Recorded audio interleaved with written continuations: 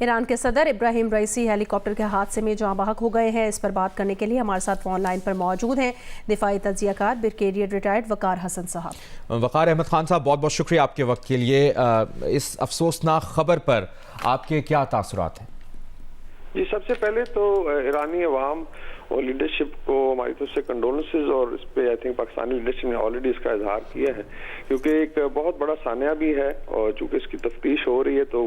قبل از وقت ہوگا ایگزیکٹلی پن پوائنٹ کرنا، لیکن اس کے اندر کچھ فیکٹرز ہو سکتے ہیں۔ جو ایرانی پریزیڈنٹ ہیں اور فارن منسٹر ہیں، دونوں اسی حادثے میں جاں بحق ہوئے۔ ان کا اگر ریجنل دیکھا جائے، آئی تھنک 3 ممالک کے ساتھ جو تعلقات بڑھانے میں کردار رہا ہے، ایک تو وہ یاد بھی رکھا جائے گا، ایران کی پالیسی کا بھی عکاس ہے۔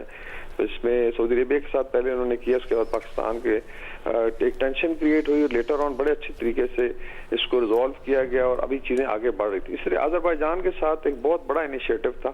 جو جس کے لیے وہ گئے ہوئے تھے، ایک ڈیم کا افتتاح تھا بارڈر پہ، اور وہاں بھی آپ کہہ لیں کہ تینوں جو امپورٹنٹ ممالک ہیں مسلم بردرز، ان کے ساتھ تعلقات بڑی سپیڈ سے آگے بڑھتے۔ ایک تو آئی تھنک یہ بہت بڑا لاس ہے ریجن کے لیے بھی، مسلم امہ کے لیے، ایرانی عوام کے لیے۔ باقی جو ہے آئی تھنک اگر لائن آف سکسیشن دیکھی جائے،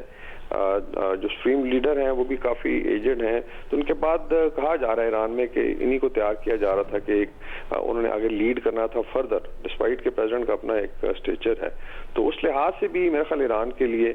یہ ایک ناقابل تلافی نقصان ہے، ڈسپائٹ کہ سسٹم ایسا ہے کہ اس میں سے وہ گزر جائیں گے، لیکن میرے خیال میں یہ جو بھی ہے بہت بڑا لاس ہے۔ باقی اس کے محرکات کیا تھے اس کے پیچھے، آئی تھنک اس پہ ڈسکشن ہو سکتی ہے کہ خدا نخواستہ اگر یہ کوئی سبوٹاج ہے تو پھر چیزیں جو ہیں وہ بہت زیادہ آئی تھنک خرابی کی طرف جائیں گی ریجن کے لیے۔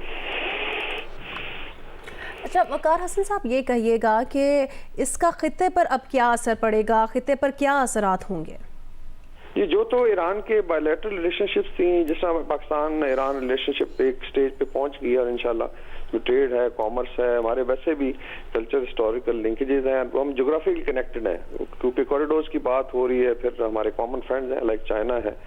اس طرح یوریشیا کی بات ہو رہی تھی، تو وہ تو شاید پالیسی اسی طریقے سے رہے، لیکن جو ایران کے اگینسٹ ہوسٹائل پاورز تھیں، اسپیشلی اسرائیل، اور اسی طریقے سے جو ویسٹرن پاورز جنہوں نے سینکشنز بھی لگائیں، اس کے بعد جو ہے ملیٹریلی آپ دیکھیں کہ ایران کے ساتھ ایک انگیجمنٹ ہوئی، جس میں اسرائیل نے اسٹرائک کیا ان کی ایمبیسی کو، پھر ایران، تو اس تناظر میں اگر دیکھا جائے تو میرے خیال میں جب تک یہ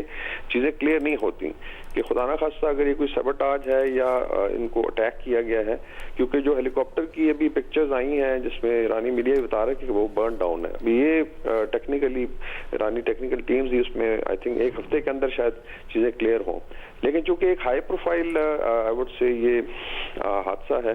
اس سے پہلے بھی دیکھا جائے تو ایرانی ایک نیوکلیئر سائنٹسٹ تھے، اور اس سے پہلے جنرل قاسم سلیمانی کی اسیسینیشن ہے، تو یہ اگر اس طرف جاتی ہیں چیزیں تو پھر میرے خیال ہے خطے کے لیے یہ کوئی اچھی خبر نہیں ہے، لیکن اگر یہ ایک حادثہ ہے بیکاز آف ٹیکنیکل ریزن یا ویدر کی، کیونکہ اس میں ہیلی کاپٹر کی ایج پہ بھی بات ہو رہی ہے، لائک یہ بیل آئی تھنک 402 تھا یا 202 تھا یا 412 تھا،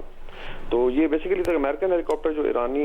گورنمنٹ مینٹین کر رہی ہوئی، لیکن یہ بھی آلموسٹ 1994-96 کا ہے، تو اس کا مطلب ہے کہ آلموسٹ 30 ایئرز پرانا ہے، تو یہ بھی ایک فیکٹر ہو سکتا ہے، لیکن چونکہ 3 ہیلی کاپٹر تھے اور ایک ہی ٹریجیکٹری پہ آ رہے تھے، اس میں ایرانی پریزیڈنٹ کا ہیلی کاپٹر کے ساتھ حادثہ ہونا کافی سارے سوالات کو جنم دے رہا ہے۔